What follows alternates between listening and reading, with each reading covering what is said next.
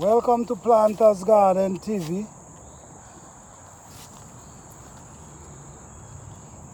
Just here Tony feel like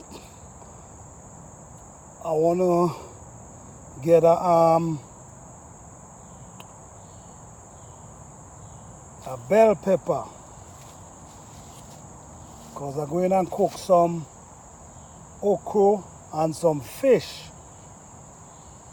So I want a bell pepper to put some flavor in the pot for me. So I'm looking at this tree and I'm seeing this nice bell pepper here. It's so heavy it's trying to break down the limb.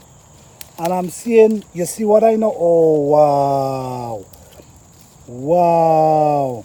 You see what I'm saying, guys? It's so heavy that it break down the limb. You see that, guys? This is the size of sweet pepper I'm growing, and they're heavy. They're not just big and light. They're heavy. You see with your own eyes what's now taking place there. So thank you for watching, guys. I just come to my garden just to harvest a nice pepper to cook with some okra and fish. Thank you. Please like, subscribe and share.